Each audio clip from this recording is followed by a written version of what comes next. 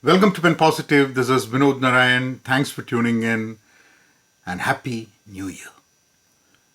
So, the first episode this year, I thought we will talk about a book. Last year, I took a note of how many books I consumed. I talk about consumption because books are not just read now, it is listened as well. I read 18 books and I consumed, or rather, I listened to another 20 books, so 36 books. So, the last book that I took to read is a very interesting book. That's what we're going to talk about today. Hope for Cynics: The Surprising Signs of Human Goodness by Jamil Zaki. Jamil is a professor of psychology at Stanford, and this is his second book. His first book was A War for Kindness. I've not read that book. So I stumbled upon this book. In fact, I didn't know that such a book existed. And that's why I'm making this video, because if you do not get the opportunity to stumble on this book by yourself, then if you see this video, this is probably a book that I think you should read. And I'm happy that this was the last book that I read in 2024 because it gave me a lot of hope about 2025.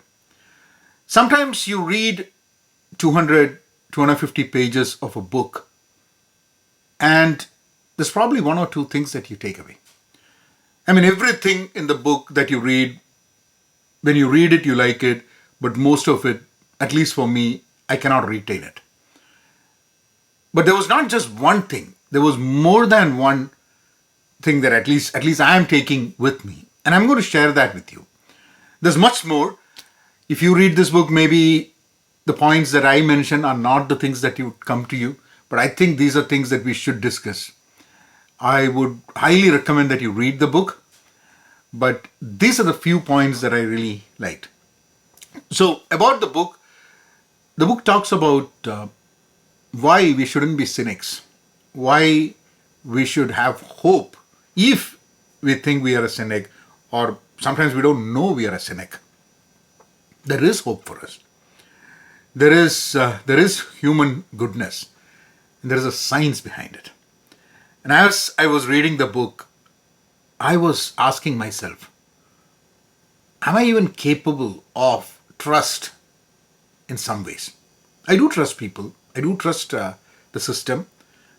But there is so much negativity that comes in front of me that sometimes you lose the trust. And sometimes things are so fractured.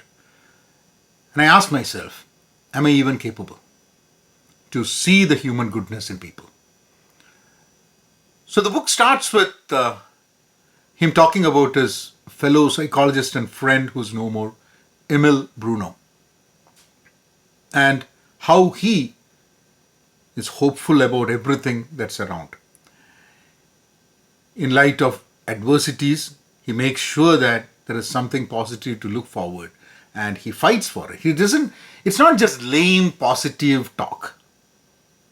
It's about action, taking action towards doing something for the greater good. And from that, he talks about a lot of different incidents, people, story, anecdotes, that kind of gives you an idea that, yes, things are not perfect. There are problems. But I think the best approach is not to be cynical about it, but obviously be skeptical. Look at things, understand, take action, work towards something that is much bigger than you. There is hope. There is hope for us. There is hope for the systems in our society. We talk about climate change, democracy, mental health, and we hear all these stories and we feel that there's no hope. Sometimes being a cynic, saying there's no hope and nothing is going to change, is sometimes washing our hands of taking any action. And that, I think, was an important lesson for me when I got into 2025. So the first point that I wanted to, actually something I did talk to a lot of people after reading the book. To thrive, human beings need unquantifiable experiences. It's so important. Because we live in a world where everything is quantified. We kind of try to over optimize our life. And in that process, there are so much unquantifiable experiences that we fail to really. I mean, we don't even remember what are the good experiences that we have. I mean, I'm kind of generalizing at times, but even then, I'm looking at what are the things that I did that I really felt happy about, and what are those experiences. Maybe you go for a concert, listen to music, watch the sunset, watch the sunrise. And as I was reading this book, one day I went to take the trash.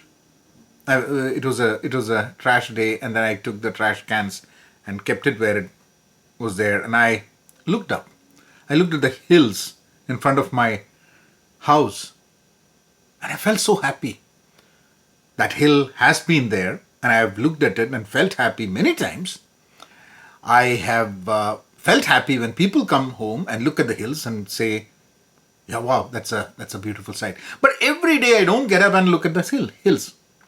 And I think that day, maybe reading the book was enabling me to start looking at this world in a way that it is hopeful. So to thrive as human beings, we need unquantifiable experiences. The next point was about stories. Social media, all the kind of social media, news coverage, everything. There is both negative news or negative stories and positive stories. And he talks about negative stories multiplying and positive stories disappearing. And that's true. Sometimes some of these algorithms, some of these social media thrives on rage, fear, hate, the ability to abuse someone behind a curtain. And for those, the best feed is negative stories. So it's not surprising that negative stories multiply. People share it, people send it to people. People feel rage. People spend more time on social media when they have a negative story hit them. But positive stories, even when someone gets a positive story, I think the sharing of positive stories is much less than negative stories. The urgency to share a negative story is more than the urgency to share a positive story. And that's why probably positive stories have a shorter lifespan and they disappear, while negative stories multiply. The other point was that how do we see the good deep inside people? I think I know a few people I've interacted with, which I believe don't have any goodness. And that might not be true. And the reason I might be thinking that way is because of what they did to me, how they made me feel. I kind of ignore those people. I try to avoid them. I wish I had never met them. So, but I never think if there is goodness deep inside them. And I did that experiment. As I was reading the book, I took someone that I really despised. And I tried to see if there was any goodness in our relationship over the years. Was there anything that really mattered?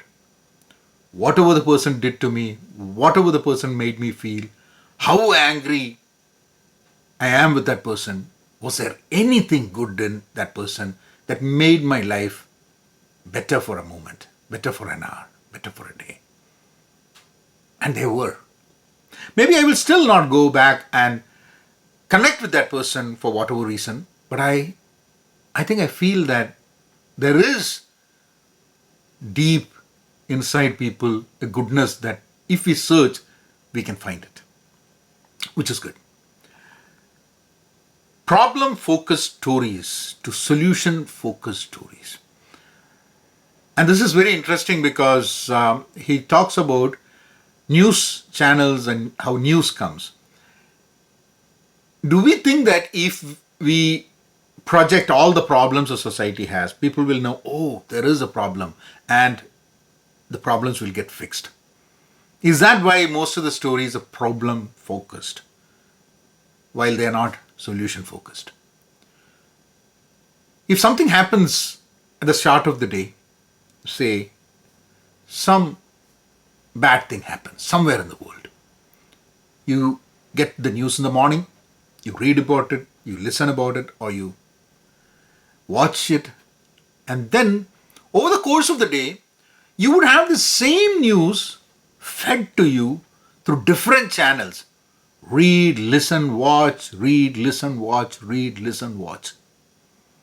And at the end of the day, one incident would have happened and you would be feeling that about 100 such incidents have happened.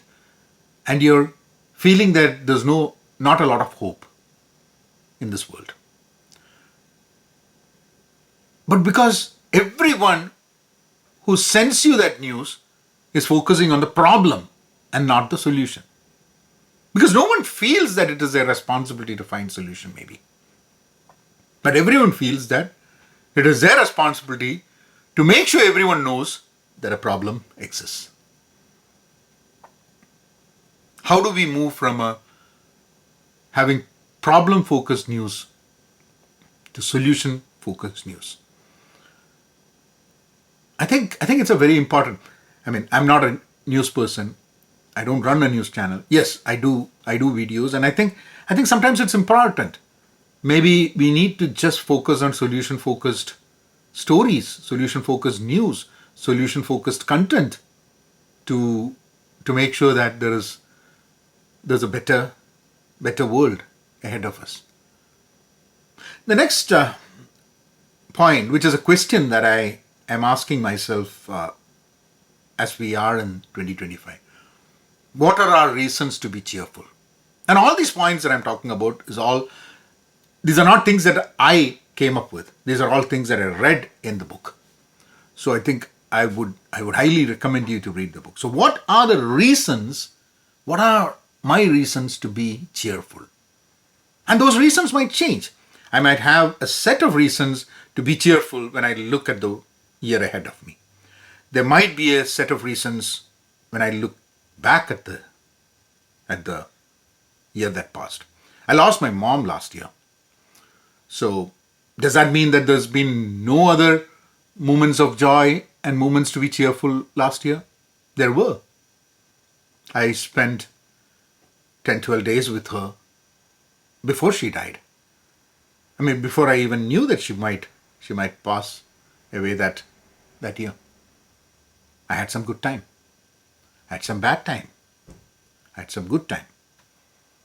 I think there have been reasons to be cheerful.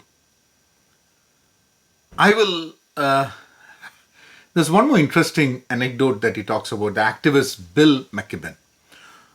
So he's an activist who's attending a climate change related protest, and someone comes to the person and asks, as an individual, what can I do to fight climate change? And the answer he gives is, stop thinking like an individual. So important. We live in a world where everything is very individual centric. I'm not saying that one shouldn't think as an individual, but the problems that face our society, whether we talk about climate change, whether we talk about mental health, whether we talk about democracy, whether we talk about poverty, whether we talk about anything that impacts our world and our society, we should stop thinking as an individual and thinking as a community, as a collective. And that's very important.